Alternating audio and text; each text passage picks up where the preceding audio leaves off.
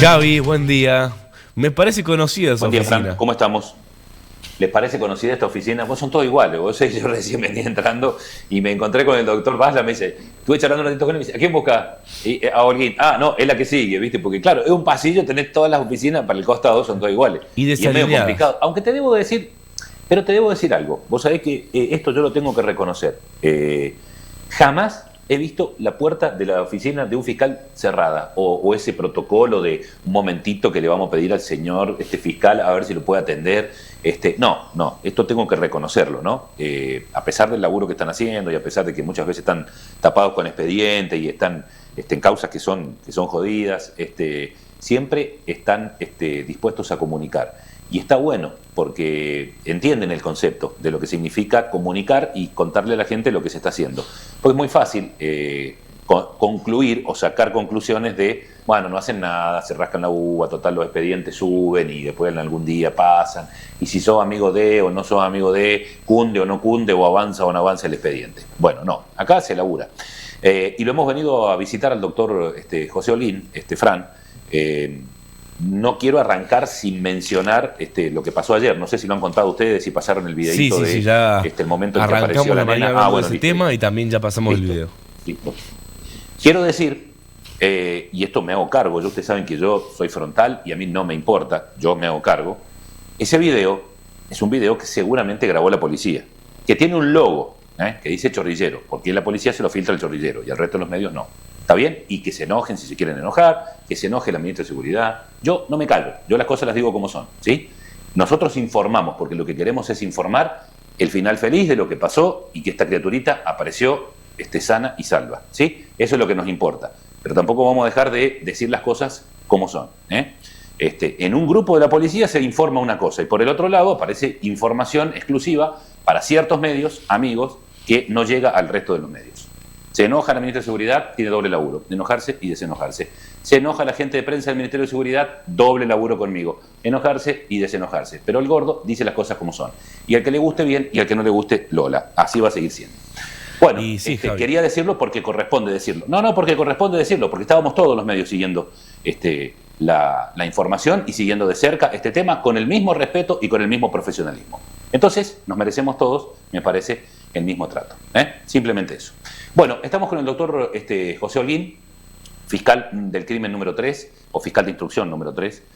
Antes era juez, qué viejo lo que dije. Eso denota los años que hace que estoy en esto. Pero estamos con él y vamos a charlar un poquito de la causa Molino Fénix, porque ya hay fechas, ya hay tiempos, se va a empezar a mover el tablero, la investigación sigue avanzando. El doctor me mostraba recién un informe contable que tienen donde han logrado ir reconstruyendo parte de todo esto que la Fiscalía venía investigando, más toda la investigación que se ha hecho tras la apertura de algunos dispositivos digitales, más el trabajo pericial que vienen haciendo desde hace un montón de tiempo, teniendo en cuenta lo que sucedió, ¿no? Que la información se destruyó. Fran, vos sabés, la información se destruyó. Alguna se quemó, otra se tiró a un basural, sí. Otra se rompió. Y bueno, hubo que ir armando rompecabezas para poder ir llegando a todo esto que le va a permitir al doctor hacer, en algunos casos, una ampliación de cargos y en otra, una imputación de cargos a algunos que no estaban demasiado involucrados, pero que ahora va a tener una figura distinta. Javi, el que sabe de todo esto es el doctor José Holguín. Sí. Exacto. También es una causa rodeada, al parecer, Sí. con procedimientos de serie. No sé si te acordás bien que el doctor nos había contado que formatearon los dispositivos a distancia. Acá pasó de todo en esta causa. Claro, exactamente. Bueno, doctor Holguín, ¿cómo le va? ¿Cómo anda usted? Muy bien, muy bien. ¿Todo bien? Bueno, Sí, gracias por recibirnos, doctor. Un poco contextualizábamos a la gente, ¿no? Y decíamos, José, esto que han venido haciendo ustedes, reconstruyendo, parece un rompecabezas, ¿no? Paso a paso, de poco a poco, hasta bueno, por ejemplo, vos me decías permiso, ¿no? Vos me decías recién, mira Javier, acá tengo, esto ya es físico, ¿no? Acá tengo un informe contable, con tablas, con informes de ARCA, con material que comprueba, con empresas que existían, con empresas que no existían, con sociedades fantasmas. Bueno, han empezado a aparecer todas estas cosas que ustedes las venían pergueñando, digo, en el buen sentido, en el sentido de la investigación, pero que hacían que esto fuera muy lento, ¿no? Es que, sobre todo, lo que no ha frenado ha sido la resolución del Tribunal Superior, que tardó 8 meses. Nosotros pedimos en el mes de marzo, volvimos a insistir y no nos dieron la audiencia porque no salió resolución. Yo creo que el juez en eso tuvo una idea acertada. Desgraciadamente creo que no esperaba que la resolución saliera recién en agosto, ¿no? Claro. Así que el 3 de agosto creo que fue el día que salió. Por eso no hemos retrasado. Si no, esto nosotros lo habíamos hecho en el mes de marzo. Por supuesto, en el mes de marzo ahora tenemos más información todavía. Básicamente, nosotros tenemos acreditado, por lo menos en el estado procesal de esta causa, lo que es que esta persona, este grupo de personas, encabezado por Anabela Lucero y el contador Beltrán, realizar, los cuales, si bien una tenía el poder político, otro era el administrador designado, ejercieron básicamente actos de lo que se califica como administración fraudulenta, o sea, administrar los bienes del molino en perjuicio de la administración, en beneficio de ellos, en beneficio de terceros y generalmente con fines partidarios. Esos son algunos de los gastos que hay efectivos. Y esa es la figura que hoy día tienen imputada. Administración fraudulenta. Claro.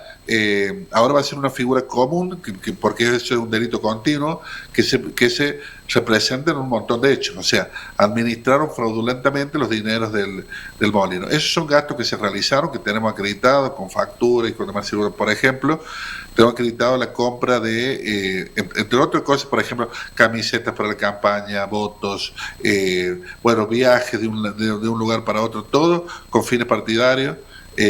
Compra remera, gorritas, banderas, todo para las campañas políticas con fondo del molino. Pero además de eso, por ejemplo, hay otro elemento que es que compraban mercadería. En ello hay 2 personas que están involucradas en eso, en la venta. Por ahora no le imputamos nada de ellos, pero sí tenemos que acreditar que ellos eran los que vendían la mercadería. Con esa mercadería se abrían stand o puestitos de venta en los eventos, los cuales los que trabajaban eran los propios empleados del molino, y esa plata iba a las cuentas de Beltrán y no iban a cuentas públicas, sino a cuentas privadas. Y más, se decía que específicamente era para campaña política. O sea que en eso tenemos la declaración de muchos empleados que tuvieron que trabajar en esos eventos, que no sé, iban desde puestos de pancho hasta choripanes o cosas por el estilo, y esa plata supuestamente era para la campaña. Nosotros eso teníamos las entrevistas personales, nosotros hemos encontrado la compra de esa mercadería que evidentemente no tiene relación la compra de esa mercadería con la actividad del molino y de la casa. Si bien tiene un hotel ahí, lo que ocupaba básicamente muy poco en relación a la cantidad que tenemos acreditado que han comprado, y además en los periodos de compra. Esos son gastos que se hicieron, pero después tenemos que son gastos simulados, inexistentes. Para ello se valieron un total de más o menos 10 empresas que la AFIP tiene determinada como sus facturas como apócrifas. Eso está, hay un registro que es APOC, que es justamente operaciones que son controvertidas. Claro. Bueno, estas 9, 10 empresas facturaron al molino. Pero ¿cuál era la mecánica? El problema es que esas empresas facturaban, pero no cobraban. Generalmente el cheque era endosado, lo cual no se permite. Las leyes de contabilidad prohíben, en el caso del Estado, todos los cheques van a ser a la orden, o se lo debe cobrar. Claro, la no persona, a la orden. Exacto, no a la orden. No a la orden, exactamente. Claro. Entonces, sin embargo, esto no. Libraban cheques que generalmente eran endosados. Claro. Entonces, las empresas, se le hacía el cheque a la empresa que prácticamente no existían, pero nunca lo cobraba la empresa, inmediatamente era endosado y lo cobraba un tercero. Mierda. Tenemos los nombres. Esto es todo lo que se desprende de este informe. Totalmente. ¿no? Nosotros tenemos. Está faltando el Banco Nación que mande algunos más de estos cheques, pero ya la mitad más o menos lo tenemos determinado.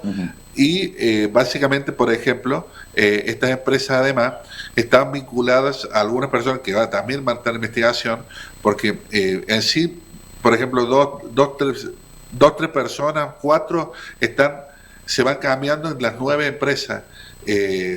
Ahora trajimos esta empresa de esta persona a declarar. Claro. Hay personas en común que son los que los dijeron, los llevaban a una escribanía, le decían, no, esto es para que puedan gestionar el trámite, cuando realmente estaban... firmando una CRL. Claro, firmando, claro, y eran titulares de estas empresas. Empresas que después otros, por supuesto, manejaban. Hay otra empresa, la cual el socio, eran 2 socios, uno de esos socios creía que la empresa se había acabado hace 9 años, sin embargo el otro socio seguía facturando en relación a eso. Todo esto está comprobado, tenemos las facturas, tenemos los cheques, las transferencias, estamos viendo, por ejemplo, el tema de los cheques, quién terminó cobrando la plata. Claro. Y después otra cosa que estamos analizando, una vez, ¿cómo se llama?, que tengamos esta audiencia, porque mañana tengo una audiencia de formulación de cargos, donde vamos a ampliar. Antes tenía 9 hechos. De esos 6 van a quedar iguales, aunque se amplían en prueba y en algunos imputados, y 3 de esos hechos van a ser modificados, ¿me entiendes?, por estos 3. Uno, que es un delito común de administración fraudulenta, que es lo que le he estado referenciando de cómo se hizo, sí, y cómo de esa manera. Bueno, estamos hablando que en ese momento, hablando de más de 200 millones de pesos, que al tiempo de hoy serían casi 1.000 millones más o menos. Claro. Estamos tomando 2021, claro, 2022, 2023. Claro, pre y post pandemia. Exactamente. O sea que son sumas importantes, las que no se puede acreditar que se hayan gastado en algo que tenga que ver con el molino. Sino también se está ampliando la investigación a que nosotros pudimos determinar en estos casos que este grupo de personas tenía actividades bien diferenciadas. Por ejemplo, todo el mundo hablaba que la jefa era Anabela Lucero, ella daba órdenes, disposiciones, decidía. El que administraba la plata era justamente Beltrán, que era su pareja, pero también lo habilitado la firma, los que gestionaban esto era Escarel y Torres. Entonces tenemos que tener en cuenta que todas estas personas, junto con además con Lucero, participan en cada uno de los actos que ha habido, lo cual nos lleva a concluir que esto básicamente era una unión permanente para cometer este tipo de delito, que en términos legales es asociación ilícita. Claro. Estas personas trabajaban en conjunto porque los otros 6 hechos están involucradas las mismas personas. Claro. En esta administración fraudulenta, el que no, por ejemplo, uno era el que pagaba, 2 firmaban los cheques, otro iba a buscar las cosas. En todos los hechos de peculado, que era cuando se robaron los muebles y todo eso, participan. Se repiten todos. Los actores, digamos. Son siempre los mismos actores, claro, divididos. Bueno, también hay transferencias personales, por ejemplo, para comprar autos de 1 millón, después de 1 millón de la cuenta de uno y de eso a la concesionaria, transferencia directamente de 800.000 pesos a uno de estos imputados. Todas estas circunstancias acreditan la administración fraudulenta. Y esta forma que hemos determinado de cómo se nos lleva a concluir que esto era una asociación ilícita. O sea que estaban organizados y reunidos para cometer distintos tipos de delitos en conjunto y en perjuicio de la administración pública. Ahora, Doc, conforme esto que vos me estás diciendo, estamos hablando de ampliación de cargos, por un lado. Estamos hablando de imputación de otro delito, en algunos casos, claro, por otro lado. ¿Qué medidas se van a pedir? Digo, ¿se puede pensar en que puede pedirse algún tipo de medida coercitiva? Teniendo en cuenta, claro, que vos elevás ya la calificación fiscal, ¿no? Totalmente. Penal, perdón. Nosotros, en principio, mañana tenemos la audiencia. Una de las partes ha pedido suspender la audiencia porque el abogado no puede participar. No tenemos acreditado esa situación de que tenga un juicio o algo por el estilo, porque supuestamente en Córdoba. Hay otros que no han podido notificarse. Vamos a ver el día de mañana qué situación tenemos. Hasta ahora, si vamos a ser sinceros, se han portado muy bien en cuanto, porque yo lo destaco, no han intervenido en nada, no han tenido ningún gesto que haya podido perjudicar la investigación. No han embarrado la cancha. Nada. Ahora, si ya tenemos el problema de una situación de rebeldía, cambiaríamos de opinión. Claro. Sí o sí, vamos a pedir primero que no puedan salir de provincia, que no puedan salir del país, que entreguen el pasaporte si lo tienen, que creo que lo tienen la mayoría, además de que fijen un domicilio y de que vengan a firmar por lo menos una vez por mes a sede fiscalía. Esto sí se lo va a poner porque ya la imputación va a pasar. Vuelvo a repetir, son 6 hechos de peculado, un 7º hecho que es administración fraudulenta, en contra también de la administración pública, asociación ilícita y destrucción de pruebas, que era lo que tenemos anteriormente, que te digo que fue, bueno, en esta actividad en la cual destruyen pruebas, justamente participaron 5. Están las 5 mismas personas participando de lo mismo. Y ustedes esto lo tienen acreditado. Yo lo tengo acreditado, hay testimonios de ellos en los cuales se piden la documentación, le dicen, no, mira, me queda esto, lo demás está destruido, está quemado o en el basural. O lo tiramos en el basural, claro. Tenemos, ¿cómo se llama? También grabaciones, traído sus teléfonos de cuando organizan el robo de los muebles, que le dicen, no, entremos por allá, entremos por otro lado, poner el camión de culata para que podamos cargar. Fíjate que hay mucha gente en el cine. Entonces, tenemos todo esto, siempre son todas estas mismas personas trabajando en la misma situación. Por lo tanto, creo que tenemos la figura de asociación ilícita, porque bueno, es reiteración de hecho electivo alargado en el tiempo, con una suerte de organización, todo si bien funcione. En el caso, por ejemplo, del molino, uno era el administrador, otro era el contable, porque acá hay una cosa que siempre se utiliza, es que normalmente el que administra no es el que firma, es el tesorero, para diferenciar. Claro. Acá, desgraciadamente, el mismo administrador firmaba conjunto con algunas de estas otras dos personas. Lo que pasa es que estas otras dos personas evidentemente estaban vinculados con él por cuestiones de amistad familiares y por este acuerdo que tenían, evidentemente, para cometer delitos. Doctor, y si yo te pregunto, conforme lo que puede suceder mañana en esta audiencia, donde el juez aceptará o no, digo, la formulación de cargos que vos solicitás y demás, ¿la investigación sigue o ustedes ya están en condiciones de poder pedir que esto se eleve a juicio en un tiempo perentorio, digamos? No, nosotros vamos a pedir una prórroga, pero corta. Nosotros en noviembre queremos como plazo nuestro, ¿no? Sí. Terminar la investigación. Lo que falta es que, por ejemplo, necesitamos el levantamiento de secreto fiscal, que lo fuimos a pedir en octubre del año pasado. Bueno, eso frenó estos... ¿Y eso de quién depende? Lo que pasa del juez, lo que pasa es que nosotros en octubre fuimos a pedir la prórroga de investigación y esa medida, y surgió este planteo de incompetencia que se extendió hasta agosto de este año. Claro. O sea que esto lo podríamos haber terminado hace rato. Entiendo. Hubo cosas al medio, entre ellos hubo un jury. Entre ellos un jury, un montón de cosas que trabaron un montón de cosas.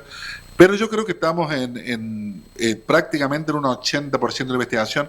Lo demás son pruebas que ya sabemos qué hacerle, cómo hacerle. Una vez que tengamos el levantamiento del secreto fiscal, vamos a poder ingresar a cierta información que hoy no tenemos y cierta información que hemos pedido, por ejemplo, todos los cheques que tienen de operaciones dudosas.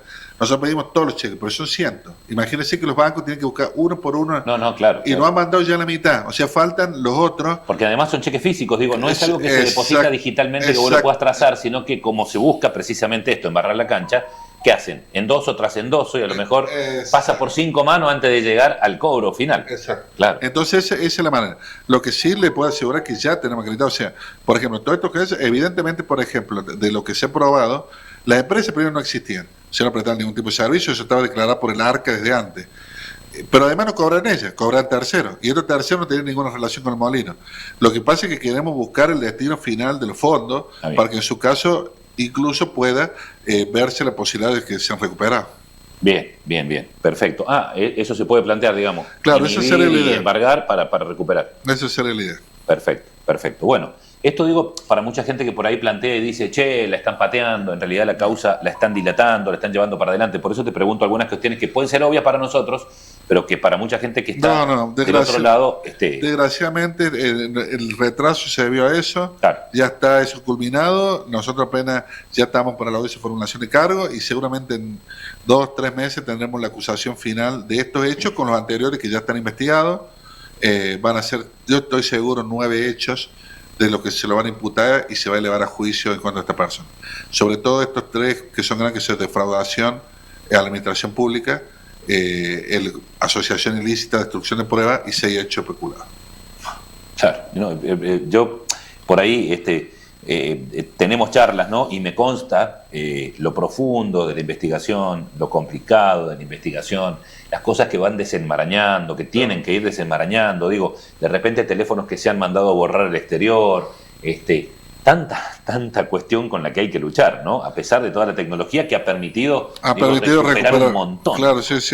Y además, nosotros vamos a plantear, porque nosotros no tenemos ni signo político, nada, pero es un claro de cosas que aún pasan en cuanto a los controles o las auditorías que se realizan. El primer punto del informe explica básicamente que la forma era prácticamente no eran auditados. Una de las defensas de uno de los imputadores es decir, yo cuando entregué tenía todo aprobado.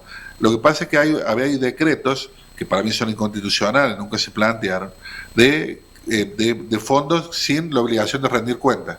Claro. Entonces a esta gente le mandaban la plata sin obligación de rendir cuenta, entonces nunca eran auditados. Claro. O sea, por lo tanto no se podía generar un incumplimiento administrativo. Exactamente. Claro, sí. Pero tampoco eso justificaba los gastos que tenían que hacer. Entonces ese es el punto. Cuando dicen esto, básicamente hablamos de que esa auditoría nunca se hicieron. O se hicieron de una manera absolutamente parcial, Orientada, claro. En la cual decían lo que nosotros vimos. O sea, ¿cómo el auditor dice lo que me mostraste? No, vos tenés que pedir toda la información para decir si eso se cumple o no. Eso nunca sucedió. Eso lo tenemos comprobado con los testimonios, incluso de gente de contaduría, de la provincia, del Tribunal de Cuentas. Además, los mismos informes dan pauta de esto. Y sobre todo esta circunstancia de que los fondos, que después además eran los que entraban en este circuito, eran sin obligación de rendir cuenta. Entonces nunca rindieron cuenta de eso. O sea, nadie los pudo auditar o decir que el gasto estaba correctamente porque nunca se auditaron. Claro, o sea, no podés decir si está bien o mal hecho porque nunca existió, digamos, nunca existió físicamente. Claro, el control claro, nunca existió. Claro. Doc, te cambio de tema 2 segundos solamente para referenciar. La causa del Caburé, ¿cómo sigue? La del Caburé, la recuperación del campo. Bueno, bien, nosotros en cuanto a la Fiscalía, nosotros tenemos la usurpación, eso quedó firme. Claro. Se hizo ya está la acusación, vamos a hacer Bien. control de acusación próximamente. El campo está restituido al Estado, digamos. Y así sigue en manos del Estado, y ahora tendrá que resolver la Cámara Civil de San Luis la apelación que plantearon sobre la resolución que dictó últimamente, una resolución en la cual no me voy a meter mucho, pero sí a mí me parece contradictoria en cuanto opina de la cuestión penal, que no tiene nada que ver una cosa con la otra, porque el hecho fue así. Hay una situación en que toma posesión el gobierno de la provincia, para eso presentan un juicio, hacen un interdicto, durante la tramitación de ese interdicto cometen un delito que es intentar usurpar el campo. Van y se meten en una expedición, los cuales son sacados inmediatamente y vueltos a restituir a la provincia. Con lo cual, no tiene que ver el juicio ese con esa usurpación. Por lo tanto, esa opinión de la jueza y demás circunstancias es absolutamente, no tiene ningún valor legal. Así que estamos esperando, lo que va a terminar de resolver esto seguramente va a ser la Cámara Civil en cuanto a la...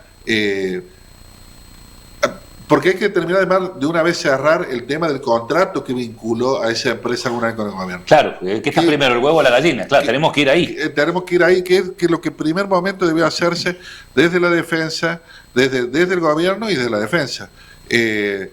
Todos los demás actos que hicieron acá eran absolutamente improcedentes, por eso fueron rechazados, ganamos en todas las instancias porque justamente la solución estaba allá. En principio la jueza dio una resolución que es contradictoria, porque habla en principio como que el gobierno despoja ilegalmente, pero después dice, pero no te restituye la posesión.